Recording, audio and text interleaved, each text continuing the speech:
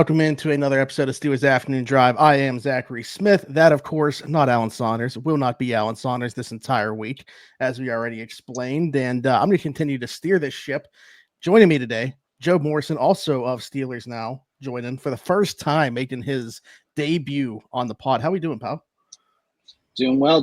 Glad to make my debut and, get under the bright lights. And it's not quite like being in Rocky Top on college football 26 on the little dynasty mode or whatever. But, hey, I love it. This is like getting called up to the majors. That's how we like to say it. We got Brendan Howe coming on for the first time this week as well. So we'll see how he does in his debut. But, Jobe, I had one topic that I wanted to bring to the podcast today before I even started going through comments, put out for questions or anything. I wanted to talk about the offensive line.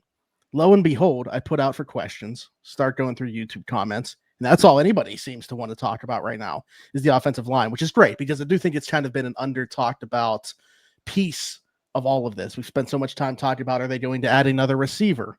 Are they going to add a safety following the Minkah Fitzpatrick move?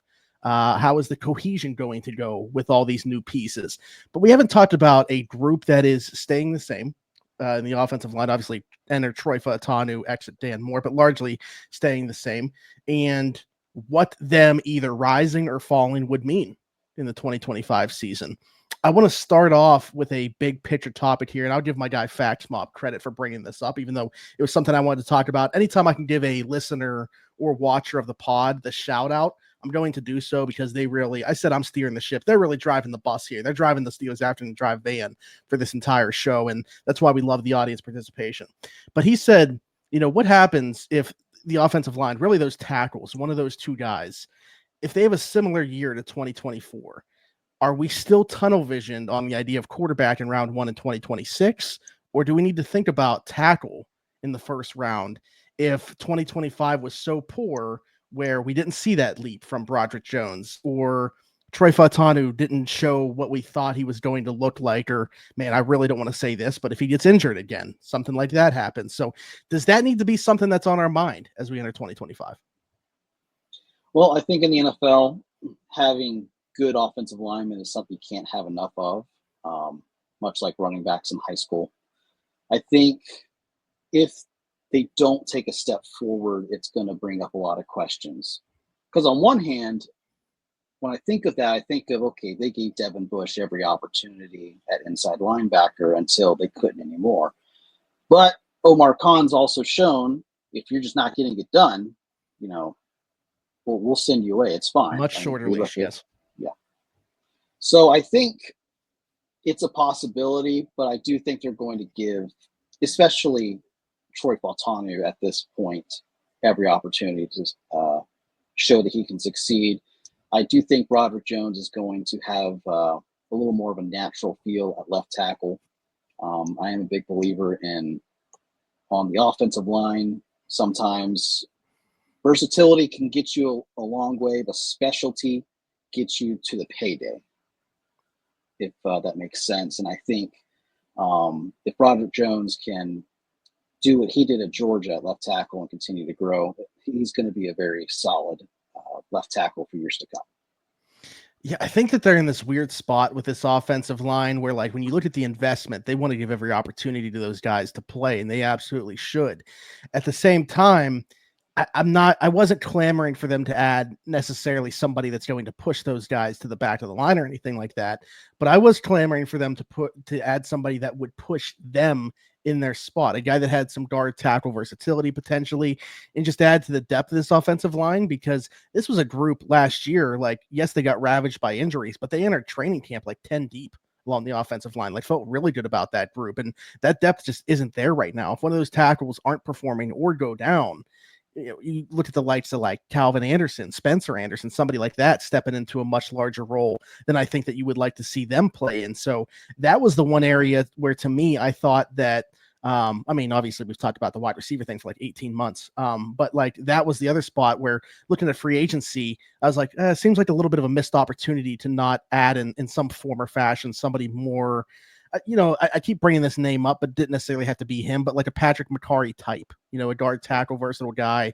that could start in a pinch at like 4 different spots if he had to. No, for sure. Looking at the depth chart where we're at right now, I mean, other than Calvin Anderson and Spencer Anderson, I mean, other than your starting 5, you don't have anyone who's had snaps for you the past 3 years. I think McCollum did play some center last season. Now I think about it, but Yeah, I mean, yeah, you definitely would like to have folks you're familiar with. That's why they brought back Calvin Anderson. That's why they've stuck with Spencer Anderson. But I do agree 100% that competition is always a good thing. So definitely a missed opportunity from a competition aspect. But also, you're right. I mean, I know we hate talking about wide receiver, but what did we all say last season? Well, the minute George Pickens gets hurt, and sure enough, some freak thing happens in practice, he misses the next few weeks. And wide receivers played admirably, all things considered, but it was his presence was definitely missed. And you don't want that to happen on your offensive line. There's one unit you don't want to have a step down, or at least a visible step down in play from. It's the offensive line. And you're talking about a group that, they're making contact with other guys literally on every single snap that they play. Like the chances of it being able to be the same 5 the entire way through is pretty unlikely. Let's just be real about the situation here. So the depth is going to be tested at some point. Do they have the answers when that happens? That's TBD. But, to kind of bring this full circle back to this original question and kind of adding on to it, I did let my mind start wondering, like, okay, say quarterback, let's exclude that for whatever reason. If they weren't going to take a quarterback in 2026, what position would it be? I think you got to think about wide receiver. Obviously, they still need some short-term and long-term solutions at that spot. But then, I think about tackle, because it would, like, in a situation where it goes south for one of those guys this year. And I do think, unfortunately, I don't want to say this, but it would be Broderick Jones, in my opinion, that it would be them moving on from quicker than the other. I mean, Troy Fautano, we saw just a couple series really of snaps from last year. And while it was encouraging, you're not banking on that, but he's certainly going to have a longer leash. Like, this is kind of it for Broderick, in my opinion, which is why it's so interesting to not only have to balance like your Steelers tenure being in the balance here, but also now switching sides again. Like there's a lot being put on his plate this year, protecting an older quarterback as well. Like, Broderick Jones is a very important piece of this puzzle for the 2025 Steelers, and how he answers that potentially could change their draft plan. I will say, I think regardless, quarterback is the direction that they would go in the first round of 2026. But just for the sake of entertaining this argument, that is the one way where, to me, it becomes a little bit more of a question. No, for sure. I think everyone agrees that 2026 is going to be the year of a quarterback being taken. If you're a betting person, you would probably put your mortgage on that versus any other group.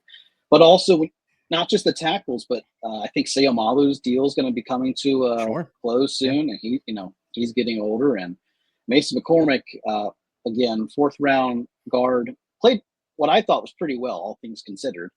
They weren't expecting him to have to play. I mean, they were hoping that worst case scenario, if he has to play maybe a couple games, but he ended up having to step in due to an unfortunate season-ending injury. Though he played what I thought was well, all things considered, in the spot that he was in. If he doesn't play well, then you're going to say, okay, I have a right guard to address. Oh, Seumalo retires or something after this year. I have a left guard to address. So offensive line, I would not rule it out in the first round. I agree when you put it that way. But I do think if they don't, I think the big thing everyone wants them to do is trade up in the draft for a quarterback. But let's say they don't. Let's say they get lucky and, someone falls to them at, in the 20s or wherever they are. I wouldn't be surprised if that 2nd round pick is packaged with a 3rd round pick to go get someone they really like at guard. Because most of the time, offensive line, you're going to find that the tackles are being picked. In the 1st round. Guard, that's when the 2nd round onward. I mean, we even saw, the year Zach Frazier was picked. He and JPJ out of Las Vegas, they were one of the first interior offensive linemen picked at that point. So I don't know. You really hope that two things happen.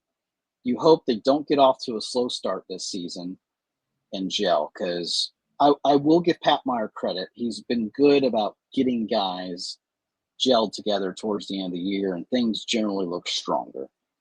But if you get off to a slow start, it's a very young offensive line.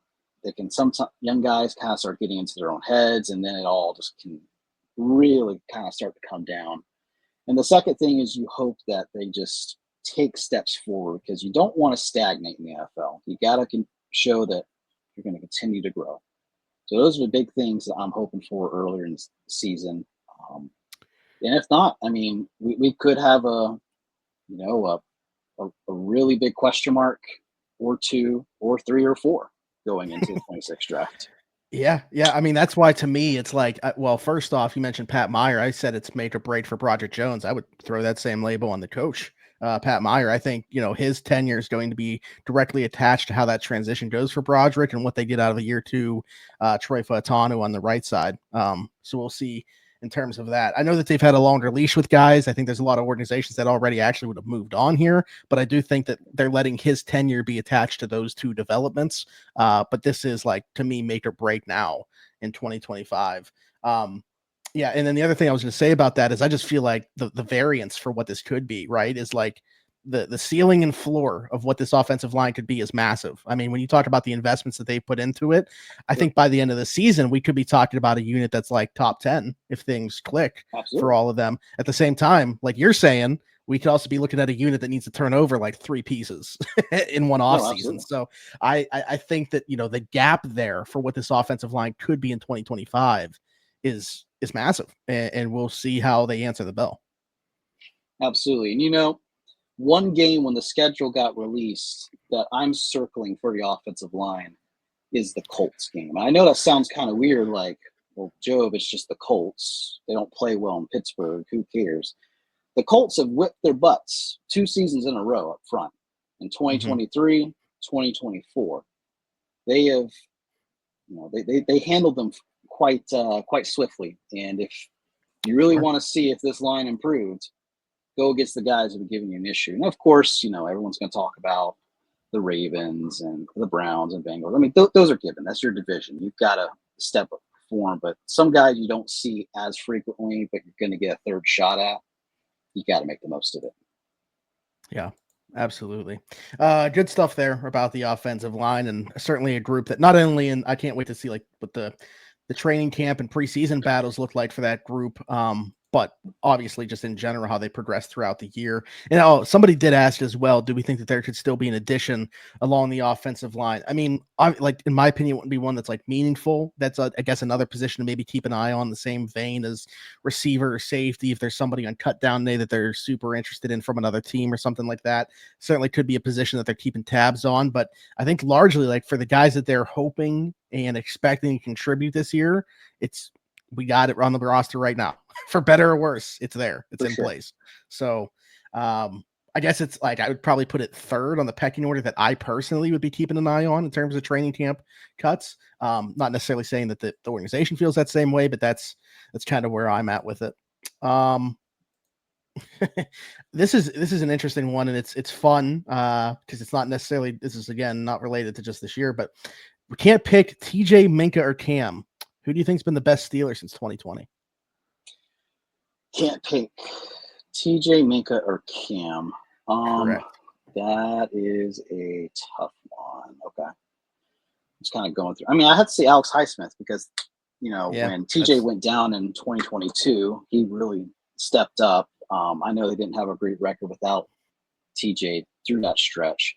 But, I mean, he really stepped up, recorded 14 sacks. And, 2021, he was there. He was showing those flashes. But then after 2022, 2023, 2024, I know he was a little injured last year. But, I think he's really stepped up. I would say he's probably the best Steeler that has performed to date.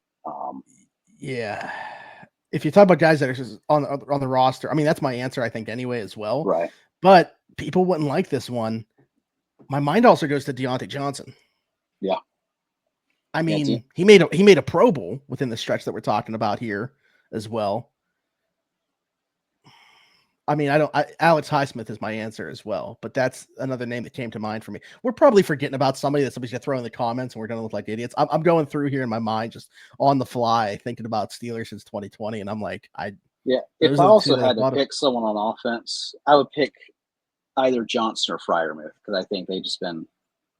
Yeah, Johnson had his drops and had some very, very not so great camera moments and efforts, but I mean, he got open consistently. He played a very strong part in Ben's last year.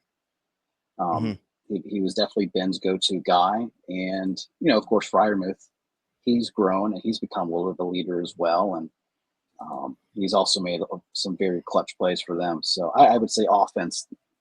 I would lean that way for those two, but definitely Deontay Johnson was one I thought about, but no. Yeah, I can't wait to see how the comments feel about me throwing that name out there. But anyways, moving along here to Michael's question. Seems like the Steelers are guarding draft capital for next April, clearly trying to move up top of the draft for a quarterback. Do you think that it makes more sense for that reason to not even look to trade for a high-profile receiver and instead wait until camp cuts happen to fill that wide receiver spot? I mean, if someone becomes available and you strongly believe in their ability, you go get them, whether it's the draft, whether it's free agency, whether it's a trade market. That being said, I can't think of many folks that the Steelers would probably really pounce on. I know a lot of folks are saying Terry McLaurin. Yeah, I still think something's going to get worked out there. I don't think that's realistic. But there's no one out there that makes me say, make them do what they do. DK Metcalf, here, second round draft pick. Oh yeah, we want your guy. I think like the best that they can do right now probably is Juan Jennings, assuming that San Francisco. But I don't think that that's even going to happen. I think San Francisco, he's got them backed in a corner right now with the Brandon Ayuk injury situation, with the other options that they have there. I think he's in a great spot to be able to get his contract demands met there. Hard for me to envision them trading him. And what does that even look like? Like, I would probably, I mean, even as somebody that is a big truther, understanding only got 1 year left on the deal and this guy's looking for a pay raise, probably give him a 4th round pick. Now, San Francisco probably thinking that ain't enough. So it's like hard to find where that sweet spot would be for a deal. But to me, just in terms of like what he brings to the table, player fit for the offense, that's probably the best case scenario. We keep going back to the Packers, guys. Man, I don't see that being a thing until the trade. Like, they don't have to move anybody right now. I know they drafted 2 receivers, haven't seen them take part in any training camp yet, like, or anything like that. One of them, actually, Savion Williams, is a lot more running back stuff, so maybe they don't even view him as a receiver. And you got Christian Watson out until like November. So like the trade deadline, maybe they have to pull the trigger on something, moving one of those guys out, but it's certainly not right now. So I think they're going to slow burn that and let that thing play out. Yeah, I mean, I understand where Michael's coming from. I wouldn't be, not willing to part with a day 3 pick to get a receiver, though, just because I'm thinking I got to hoard all this capital. That's something I would certainly be willing to do. Yeah, in terms of like a day 1 or a day 2 pick, I don't think that trade exists. So it's hard for me to envision that world happening. But yeah, I don't know. I keep thinking, like, if it's not Gabe Davis later, whenever that happens, whenever he is cleared and somebody feels comfortable about it, I don't know what if it's going to be anybody. Like, I could see them rolling into the season with what they have, and maybe we get another situation similar to Mike Williams, where they're trading a day 3 pick at the deadline, assuming that you don't see that leap from Roman or Calvin take another step. No, for sure. And I do think Robert Woods is. I've seen some folks compare it to an Allen Robinson type of signing, but I think Robert Woods, at this point in his career, is not as far behind as Allen Robinson was. Does that make sense? I think if you need him to play serviceable receiver snaps, he'll get the job done. But Allen Robinson was going to be much more of a running down type of receiver as far as Yeah. usage goes. And while they were, I was just say, even while they were like brought in to do that role, Robert Woods at his age is still a better blocker than he or Van Jefferson were. And like Van Jefferson just played way too much. I mean, 700 snaps. Like that's not why he should have been brought here to play within that role. Right. And I can't envision that's what they have on the dock for Robert Woods either. I do think it's possible that, if they don't add somebody to at least start the season, he is that second receiver, especially when they're going to run the ball because of his ability to block on the outside. And I just don't know who else he could do. I mean, personally, like I think Ben Skoranek could fill that role. And obviously, like I think at his age, I'd rather give him an opportunity.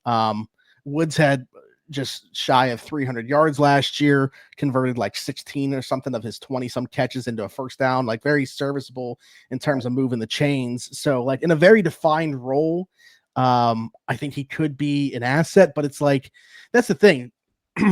Keep going back to this, but it's not like any wide receiver that the Steelers should be looking to add. They have enough like wide receiver 5s and 6s to fill out the bottom of the depth chart.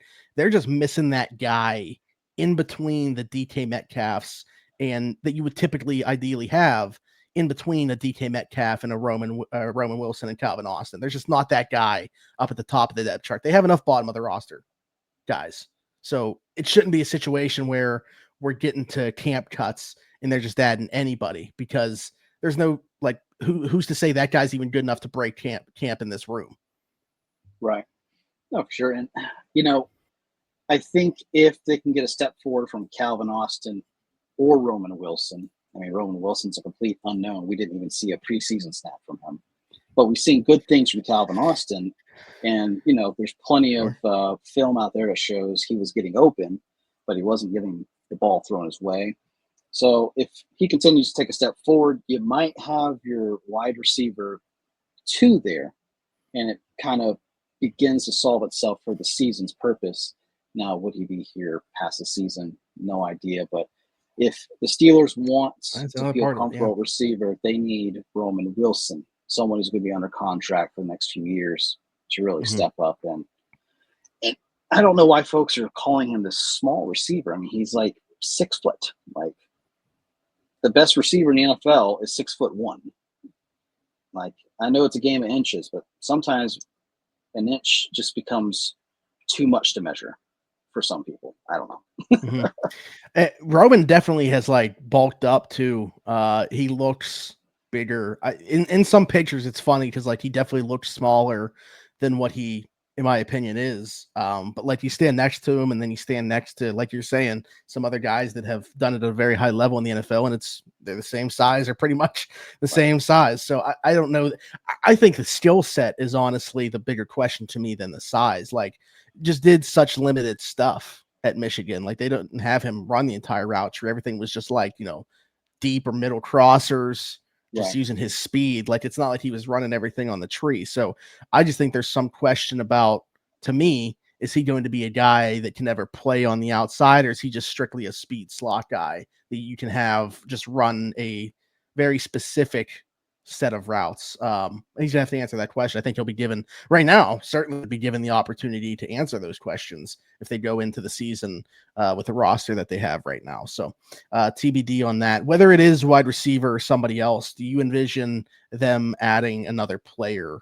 This comes from Jacob here. Do you think the Steelers will make another move / trade before week 1? If so, do you think free safety or wide receiver? I think if they were to make a move at this moment, if you put me on spot and say answer now, I'm going to say safety.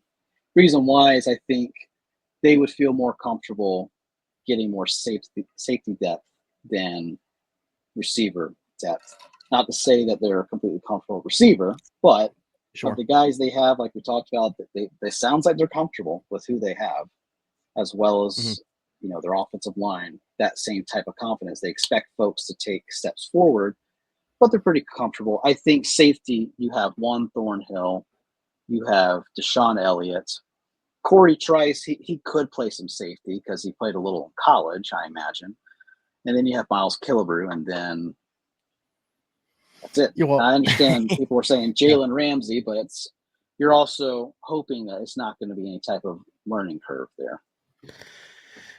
Well, that's the thing is they literally need whether it's somebody like that is starting capable like a Julian Blackman, Justin Simmons, or it's just like literally a body that plays free safety. They need to add one. Like you can't go into the season with what they have at that position right now. Even like Miles Killebrew, I consider more of a linebacker than a safety, regardless of what you want to list him as. And he only plays in goal line packages. So other than special teams that he brings to the table, obviously. So they need to add somebody there. If you're making me pick which one it's going to be, I'm going to say free safety, but I think it's possible that they add both. But like I've been under the assumption the entire time, just from stuff that I've heard, that ultimately it's going to be Gabe Davis that they sign at receiver. In terms of safety, I haven't heard anything specific. Like I know that they really liked Julian Blackman last year. I think he was an option for them prior to signing Deshaun Elliott. I've been wondering if they would go back to that well, but I have not heard anything in terms of if they're interested this year.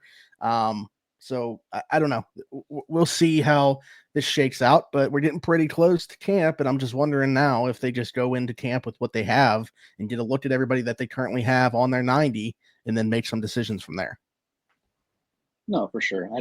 You never know. If something happens, God forbid, some other training camp and the Steelers have someone they can move in exchange for someone else, never know what can happen. Yeah, so. Alan and I have talked about the defensive line group this year kind of being the offensive line group from last year, where there's probably an NFL player on this defensive line right now that's going to get cut. There's two, like, not to say that, they're some stud player or anything like that, but somebody of like a Dean Lowry ilk is probably not going to make this roster, whether it's Dean because of the money that he's due or whatever. That's possible. But yeah, I mean, maybe that's something to consider too. Like, is there a fringe wide receiver that could be moved for a fringe defensive lineman, or a fringe safety that could be moved for a fringe defensive lineman? We could see like a player for player trade where, maybe there's like some pick swap or something included as well. Right. But yeah, I mean, that's a good point, dealing from a position of depth to get a position of need. Absolutely. And speaking on the defensive line part, you also kind of hope DeMarvin Leal can put it together because, if you feel comfortable with the guys in front of him, he could be someone you move to.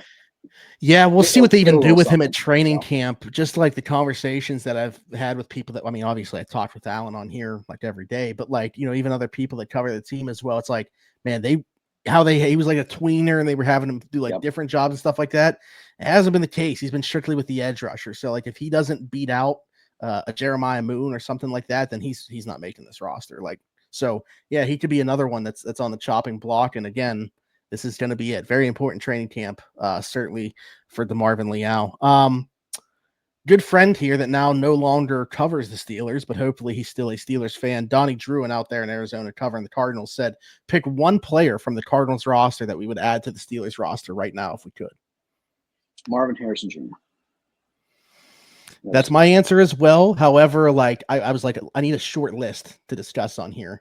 I think Paris Johnson, depending on, again, that would be like, hey, Broderick doesn't work out. Paris Johnson would be the guy right there that we could talk about. Budda Baker replacing Minka. But I will say maybe I shouldn't have, but I took contract into consideration on this. Marvin Harrison only hasn't been paid yet at a receiver position that we're seeing blow up. So yeah, get me that guy who's going to be a productive receiver on a rookie contract for a couple of years. No, absolutely. And the reason I think Marvin Harrison Jr. is, obviously the name has a good bit to do with it. Everyone knows his dad, but he was very productive at Ohio State. And I think playing with someone like a DK Metcalf would allow him to kind of not have the pressure of being a wide receiver one, because he has that right now in Arizona. And I do believe he's going to become a very good receiver. However, sometimes when you're in a situation where the expectations fall upon you to raise things to a certain level, if it doesn't hit year one, you're already seeing it from some Cardinal fans on Twitter. Oh, yeah. And I don't think it helped that Neighbors went and did what he did right away with the Giants either. I think that's certainly a big part of the reason that the conversation surrounding Marvin Harrison Jr.'s first year in the league is what it was. But I mean, also take consideration. I mean, don't get us wrong. As Steelers fans, we certainly have questions about what the quarterback play is going to be like. But Kyler and him were not on the same page last year. Like, Kyler was not very good when targeting Marvin Harrison Jr. So let's not act like QB play didn't harm him in his first year in the league as well. Maybe some people's answer to that question would have been Kyler Murray. I think he's right on the cusp of being like, should we move on from this guy? Yes. Especially for the money he's making too. I think he's getting paid like what, 45 to 50 million a year currently. Yeah, he's in that interesting bucket where it's like not an elite player, but when you play that position and it's time to get paid, there's no like middle tier like that. Those days are gone of that like second tier of quarterback pay. It seems like everybody's either making pennies or you're paid like an elite guy. It's like so hard to find the value in quarterback contracts once that, like, obviously other than a rookie contract when a guy's good on that. So, man, I don't know, but yeah, I think we keep talking about make or break for guys on the Steelers roster. Kyler Murray, if he was on the Steelers roster, I'd certainly be talking about it being a make or break year for him. No, for sure. And big reason those quarterbacks get paid, regardless of where they fall in their respective rankings with their peers, is because if you don't have a quarterback, you don't have a chance. Absolutely. One more. Actually, we'll do two more here. Both are kind of funny. I mean, this might be a serious question. Archie said, should we be considering Ricky the most credible insider now? Listen, I know that a lot of people want to hold the Ayuk thing against him. I was in the same bucket, but like, I'm not saying this dude's like on the money. Clearly he knows somebody or multiple people around the league. Like, this dude has some type of information. Where it comes from, no clue. But yeah, he's been a very good boy lately. Like, he's on the money this offseason. So I can't knock Ricky. That's going back to last year with the Ayuk thing. We were arm in arm and we went down together on the Ayuk thing. So, well, the Ayuk, remember, that was the dog with the blue hat. This is the one with the red hat. That's true. Yes, he says a different one. But no, in all seriousness, I do firmly believe, based off of his news breaking last year, and there's a lot of insiders who felt like Ayuk, it wasn't a matter of if, but when. Like, there was a deal. I don't think people realize the way that whole thing played out and how close it truly was. I mean, literally, they were ready to finalize that deal. They wanted to meet one more time and gave him the ultimatum. Yeah. And that's or Kyle Shanahan. Yeah. So I think that there was a strong belief within the Steelers building that it was going to happen. And the 49ers did something unprecedented to make sure it didn't. And I think that there's a lot of people that, like, within that group, within the 49ers, that aren't happy about them caving now. Or even were at the time. So, yeah, I don't know. I think because that's a good thing, though. Yeah, go ahead. I was going to say, you also got to think it's not good for business, too, for the front office, because back in 2017, they kind of misled the Bears on who they were going to pick, made the Bears pay a ransom to go pick Trubisky.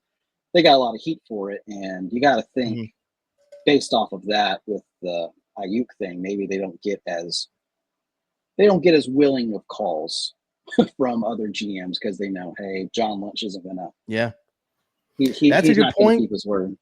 And the point I was gonna make was, now in these Jennings conversations, like, do they get to a point where they're like, we're not going to keep bending the knee to these guys? Like, are they not going to budge? So I think that they end up signing a contract extension with Jennings. I think he's too important, especially with the state of that wide receiver room.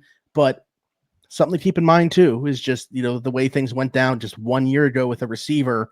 Are they going to go down that route again? Not saying he would make things as ugly as Ayuk did, but like, do they even want to find out, if you will? So I don't know. We'll see. The last thing that I want to have you do, you need to answer your own question here, ranking. You responded with ranked Detroit-style pizza, Chicago-style pizza, New York-style pizza, Neapolitan-style pizza, hot wings, sub sandwiches, and smash burgers. All right. Yeah, I need your ranking of your own topic here. All right, let me get my list pulled up, because I kind of just started throwing things out there, admittedly. All right. So first, this is controversial. A lot of people are going to be upset, especially Mike in Illinois, because he and I get into this all the time. Chicago-style pizza is number one for me. That is just Okay. It's definitely more sentimental because that's one thing my dad and I, anytime we go on these trips for Steelers games, we always try to find at least a Chicago style pizza place. But if not, we'll go South for that pizza. So it goes Chicago style pizza, Detroit style pizza, New York Neapolitan. So it's all the pizzas. And yeah, all the I'm a pizza guy. Like pizza. I'll take it. Now for the other things, that's where it gets a little tough. I'll probably go smash burger number one. I do love a good hot wing. If it's crispy but not dry, if that makes sense. Is there some place like there's a place here in town where I'm from, they have it perfected. And then there's subs. I'm gonna go hot wing then subs because if you get a good hot wing, it'll be a sub any day. But if you have a okay hot wing, it can get beat by any sub, in my opinion. Okay. All right. Yeah. I don't think we're going to be too far off here because I also I would take bad pizza over most things that are probably cooked well for them. You know what I mean? Like, give me a bad pizza over a really good insert here in most cases. So yeah. So I'm going to go, I'm a New York style pizza guy though, first and foremost. So New York style pizza is going to be at the top for me. Man, I fell in love with Detroit style pizza when I was there for SummerSlam in 23. And then there's a place in Pittsburgh, Ironborn as well, that does it really well. So I'm going to go Detroit, then Chicago, then Neapolitan, smash burgers, hot wing subs. Okay, so yeah, we weren't too far off at all.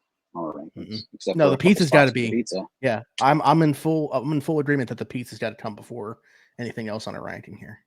Yeah, I haven't tried the Ironborn in Pittsburgh. The times I've tried going there, they've been closed, and I'm like, goodness gracious, like I can't catch you guys.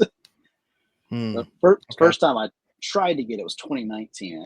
Ever since then, it's just been one of those I keep missing out. All right. Well, before we get out of here, of course, Joe, we got to give a little bit of an update here. We crossed 16K subscribers on the Steelers Now YouTube channel. Appreciate all 16,000 of you. I assume you're watching every single episode or listening to every single episode. No, but seriously, 16,004 right now. Oh, we just talked about DK Metcalf, currently rocking number 4. What number 4 comes to your mind in Steelers history, first and foremost? It's going to sound weird, Jordan Berry. Ooh. It's interesting. I was also going to go with a punter, Josh Miller. Oh, yeah. Josh Miller. Secondly, he has Byron the Leftwich. Longest. Oh, yeah. Byron Leftwich. I'll start with Miller first. I think Miller has the longest non-quarterback touchdown pass in NFL history. Am I thinking of the right guy? To Chris Hope in 2003? Maybe. Hey, I don't know. Stats that matter. Someone fact check me on that. And then Byron Leftwich, anytime I think of him, so I'm going to go back to the draft a little bit. When people were dogging Shedeur Sanders' athletic ability, I was like, he's not a horrible athlete. He's not like as ugly of a runner as Byron Leftwich was. Like there was 2 touchdown runs. There was one in 2008 where he went in 3 yards against the Browns. And it was like watching someone fall in slow motion. It was the most awkward thing. And then he had that touchdown run against the Ravens in 2012. That was like 30 yards. And he fell and broke his rib in the freaking end zone. It was just like these are the most awkward looking runs I've ever seen. Talk about athleticism and quarterback. He had an arm though. He could. Oh yeah, he could sling it. Yeah, I was a big Byron guy, especially for everybody always loves the backup quarterback. So it's why Charlie Batch is viewed so fondly among Steelers. People are putting him on like their top 25 Steelers since 2000 list. I'm like, guys, listen, I love Charlie, but what are we doing here? But anyways, Joe, before we get out of here, tell the people they can find you. You can find me on X, formerly known as Twitter. I am at Jobe Football, Jobey football. And I'm on Steelers Now, writing away whenever I can. And you'll see me in Jacksonville for the opener. Preseason opener it is. So hope to see a lot of Steeler fans there. There we go. Yeah, it's typically, I think that I mean, for the preseason, I would still imagine it'll be a pretty good turnout. But yeah, typically Jacksonville is one of those spots where you see, I mean, there's a lot of places around the country, but a really good turnout amongst Steelers fans. So be curious to see how that looks. But yeah, be sure to like, subscribe, hit that notification bell if you were here on YouTube. Hit us in the comments your thoughts, anything that we talked about today, a question for a future episode, all that good stuff. We'll be working through the rest of the questions throughout the rest of the week when I have my other co-hosts on the show joining me as well. If you're listening somewhere else, Apple, Spotify, wherever your podcast from, be sure to leave a 5-star review and subscribe over there. Just search Steelers Afternoon Drive. Do the same thing on TikTok, and then you'll find me everywhere, Zachary Smith, PGH. For Jobe, Morrison, and myself, thanks for jumping in. Take another ride on the Steelers Afternoon Drive.